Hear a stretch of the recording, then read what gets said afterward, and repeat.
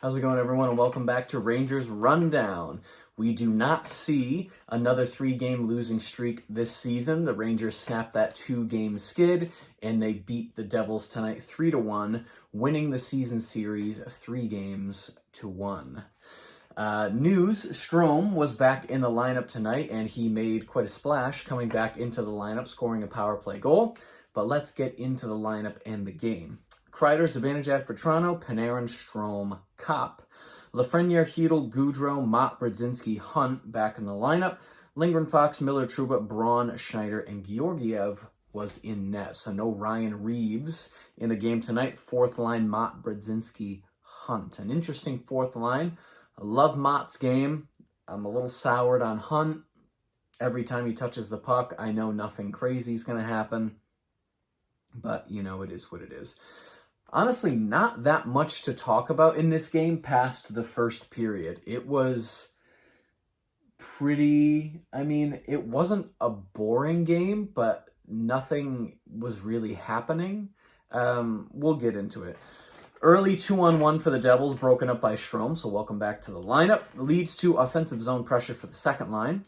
A Mott takeaway leads to a Brodzinski chance, and then the first line has 2 great chances, but Vatrano shoots wide on what would have been half an open net, or what was half an open net. He ends up shooting wide. It was a fast pass. He didn't have too much time to actually think about it. He ends up shooting wide. Second line continues getting high-quality chances after that first line shift. 5 minutes in, the shots are 7-1 for the Rangers. But at 6:56, Sharon Govich would score a goal, his 20th of the season.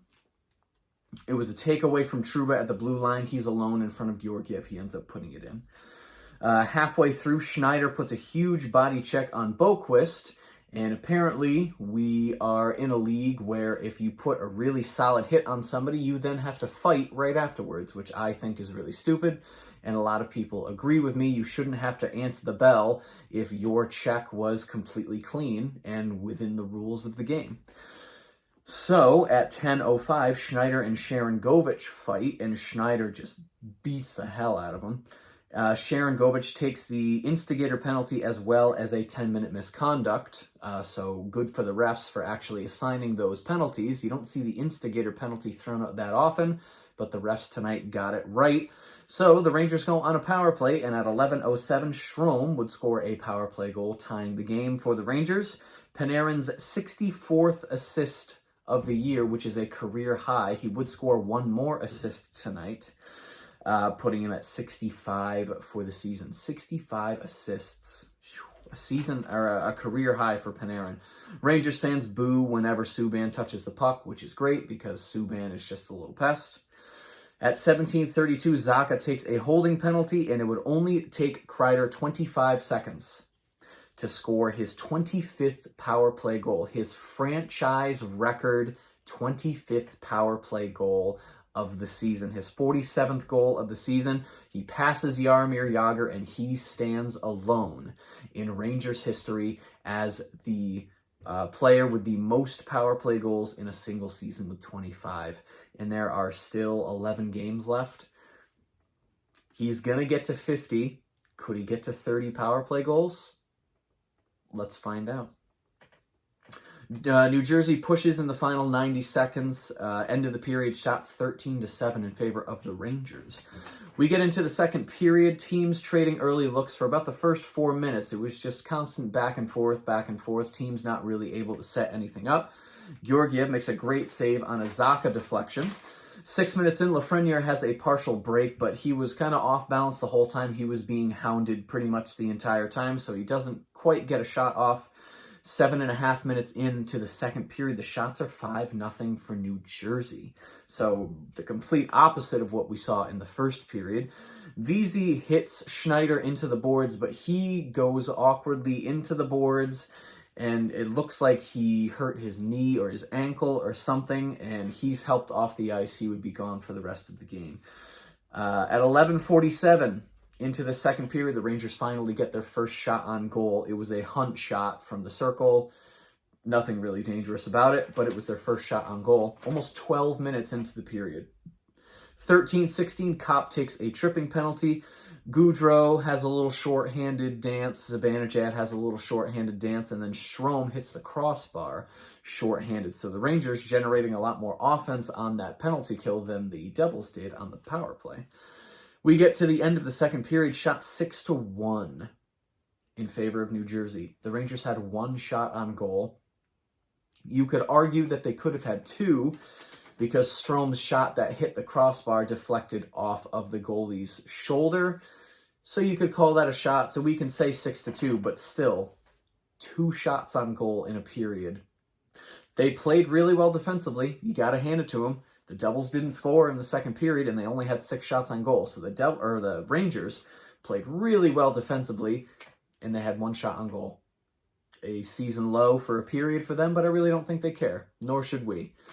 Georgiev, a great early save in the third period. New Jersey pushes for about 4 minutes, but then at 3:55, Braun would score his first goal as a Ranger.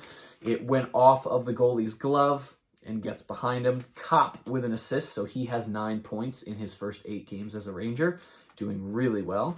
Trouba set up for a chance about 6.5 minutes in, and then New Jersey pushes in the minutes leading up to about halfway through the period. At 11:35, Fox takes a hooking penalty, but a great penalty kill. The penalty kill for the Rangers tonight was outstanding. Georgiev, a couple of good saves with about 5.5 minutes left. Then with 2.5 minutes left, they pull the goalie. The Devils do. And then at 19:10, Tatar takes a very unfortunate tripping penalty, so the goalie comes back in. The Rangers have a power play for the last 50 seconds of the game, but it wouldn't matter because they end the game winning 3-1, winning the season series against the Devils 3-1. The 10th game-winning goal for Kreider this season, which is, I'm not sure if it's a franchise record. It might be.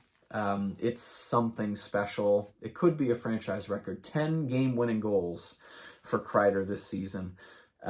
Only 3 shots on goal for the Rangers in that third period. But again, I really don't think they care because they won the game and they played well defensively. So there you go. Stats at the end of the game, shot 17-21 in favor of the Devils. So only 38 combined shots for both teams in this game. There you go. Faceoffs, 58.7% for the Rangers. They did really well in the faceoff dot tonight. Power play went 2 for 3. Hits 20-18 in favor of the Rangers, and blocks 9-6. Single-digit blocks for both teams, but that makes sense because the shots, 17-21, not really much to block when the teams aren't getting shots on net. The trivia question of the evening: who is the only player with a 40-goal season for both the Rangers and the Devils? The only player in NHL history to score 40 goals in a season with both the Devils and the Rangers. It was Pat Verbeek. He had 46 goals with the Devils in 87-88, and he had 41 goals with the Rangers in 95-96. So there you go. The Rangers improved to 45-20-6.